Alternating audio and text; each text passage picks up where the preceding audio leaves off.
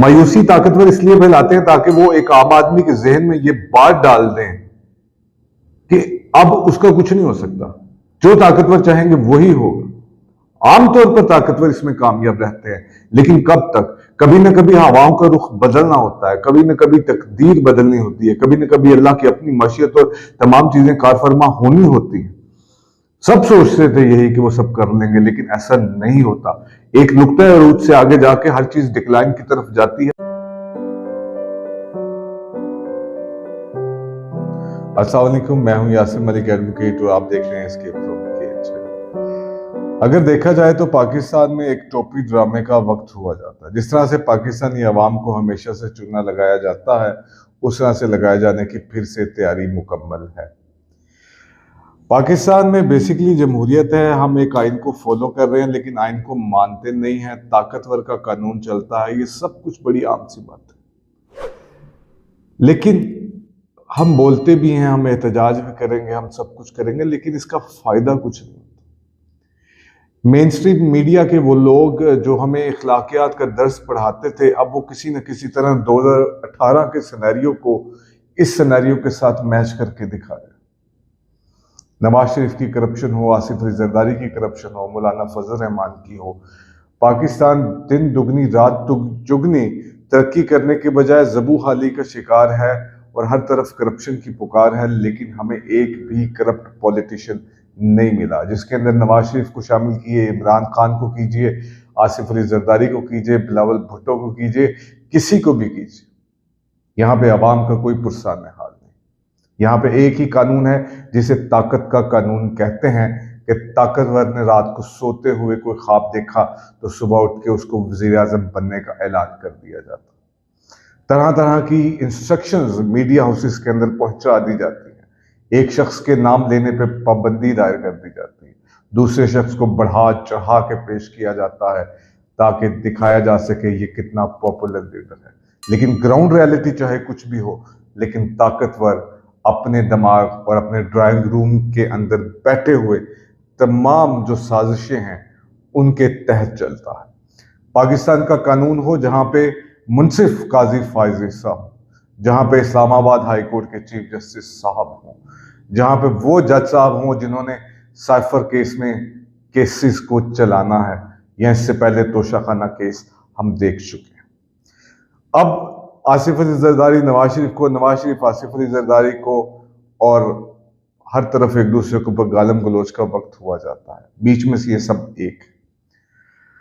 अब अगर मीडिया ने रिजल्ट पहले ही दिखा दिया, पहले ही बता दिया कि किसने वज़ीर आज़म बनना, एक शख्स वो 3 जगह से मिलके पाकिस्तान आता है, 3 लोगों से मिलके जगह जगह रुकता है, तसल्ली करता है कि मुझे कुछ कहेंगे तो नहीं। वो पाकिस्तान आता है, पाकिस्तान आने से पहले इलेक्शन का वक्त है, इलेक्शन की बात किए बगैर वो अपने आप को वज़ीर आज़म समझना शुरू करता है। उन अरस्तू की भी सोच को सलाम है कि एक ड्रामा करना है तो उसके अंदर कुछ एक्टिंग तो अच्छी हो जाए जिससे कुछ रियलिटी का गुमान तो हो। खैर, उनके बच्चों को यानी मरियम को और बिलावल भुट्टो को क्या कहना, उनकी तो हम बातें नहीं करते, वो अभी अरस्तू उस लेवल के बने नहीं हैं। इनके ब्लंडर्स अल्लाह माफ करे।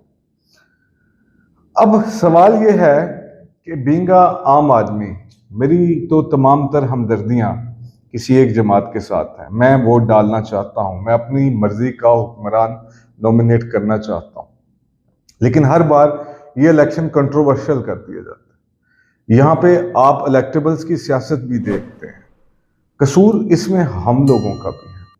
ये वो इलेक्टेबल्स हैं जिन्होंने इधर से इधर जाके तमाम के तमाम इलेक्शन का जाविया चेंज कर देना, लेकिन हम इसके बारे में नहीं सोचते। हमने हमेशा इलेक्टेबल्स को प्रमोट किया, इलेक्टेबल्स को वोट डाले। हमने हमेशा किसी की ज़ाहिरी ताकत देखकर, पैसा रुपया देखकर, शान शौकत देखकर उसको सलाम किया, उसको वोट डाला। हमने उसकी बिरयानी भी खाई, हमने उसकी चाय भी पी, हमने सब कुछ किया। लेकिन अगर ये सब कुछ करने के बाद हम तमाम ताकतवरों के ऊपर डाल देंगे तो हम अपने गिरबानों के अंदर कब देखेंगे? हम कब देखेंगे कि हमने क्या गलतियां की हैं इसकी सिविलियन सुप्रीमेसी को कायम करने के लिए?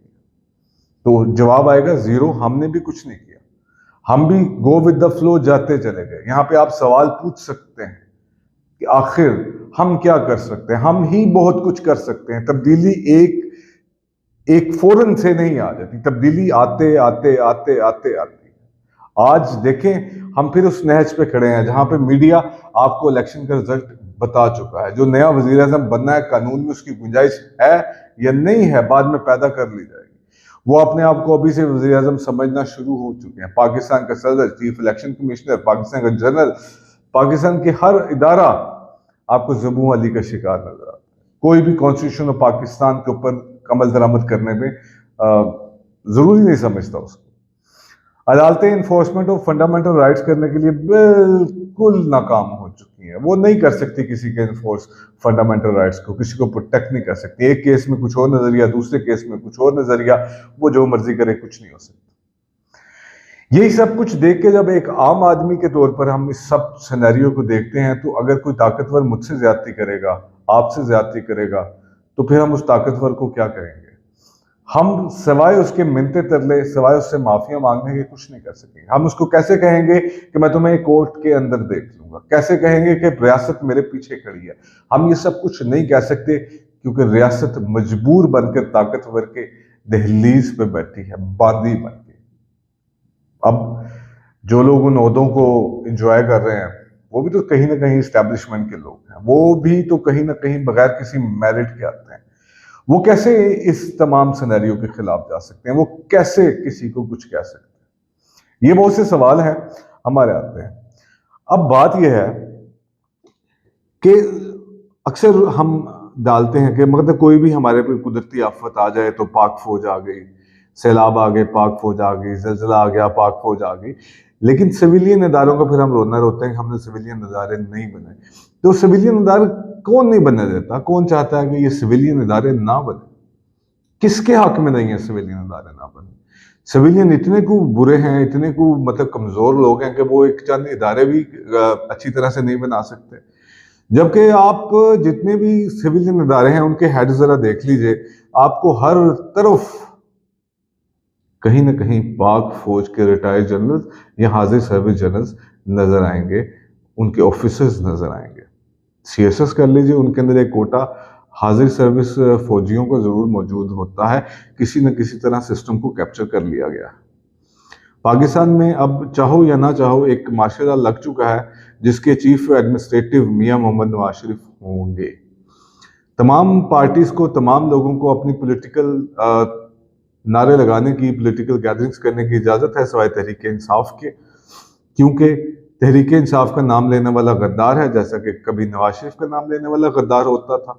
नवाज शरीफ को भी ये बात समझनी पड़ेगी कि जो फंदा वो इमरान खान साहब के लिए तैयार कर रहा है, वो कभी ना कभी फंदा उनकी अपनी गर्दन में भी फिट आएगा। लेकिन ताकत जब मिल रही होती है तो कौन सोचता है इसके बारे में? जब आप कमजोर होते हैं तो आप इन चीजों के बारे में सोचना शुरू करते हैं। तमाम रिटायर्ड फौजियों के आला ओहदों पर फाइज होने के बाद भी हम सिविलियन इदारों का ना बनना ताकतवरों पर डाल देते हैं, ठीक है, लेकिन हम सिविलियंस के ऊपर सारा मलबा डाल देते हैं और ताकतवरों को उसमें से निकाल देते हैं। तो ये तो ताकतवरों का खेल है कि वो हर तरफ मायूसी फैलाएंगे। मायूसी कैसे? आपको मेन स्ट्रीम मीडिया हर तरफ मायूसी फैलाने का काम कर रहा है कि मायूसी फैलाएगा ताकि आप वोट डालने के लिए ना जा सके। मायूसी फैलाएगा कि यहां पे डिसाइड कर लिया गया कि नवाज शरीफ वजीर आजम होगा, आपको इस बात पे कायल कर लिया जाए कि आपने वोट डालने नहीं जाना।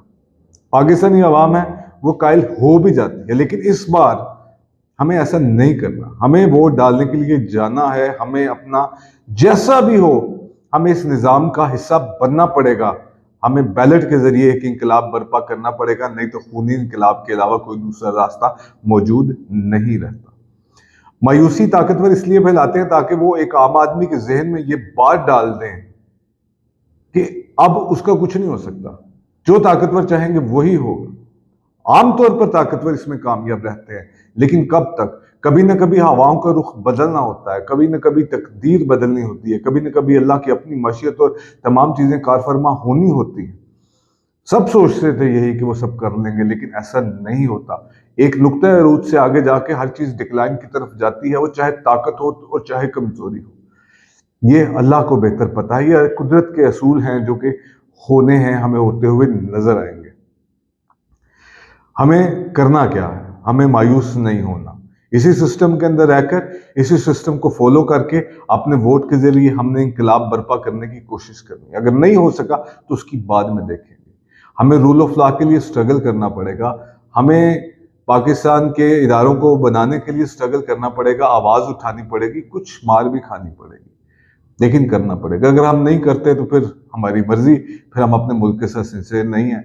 हमें करना पड़ेगा, नहीं तो कोई और आके करेगा। ये बात तो एक पढ़ी लिखी बात है और कुदरत अपने असूलों में कभी किसी को माफ नहीं करती, हमें भी नहीं करेगी। तो मायूस मत होइए, वोट का हक जरूर इस्तेमाल कीजिए। पाकिस्तान के ये टोपी ड्रामे आप देखेंगे, इसे देखते रहिए, लेकिन दिल पे मत लगाइए। ताकतवरों को हराइए, माफियाज का तोड़ निकालिए, आगे बढ़िए, वोट डालिए, साथ साथ आवाज बुलंद कीजिए। कभी ना कभी हम सिस्टम को ठीक कर लेंगे, क्योंकि सिस्टम को ठीक करना है तो पाकिस्तान को चलाना है। अब मार्शल आर्ट्स को देख लीजिए, आप सिविलियंस को देख लीजिए, किसी ने पाकिस्तान की तरक्की के अंदर कोई कंट्रीब्यूशन नहीं किया। अजिया के दौर की हम बड़ी तारीफें करते हैं, उस वक्त बाहर से डॉलर आए तो हमारी तरक्की थी।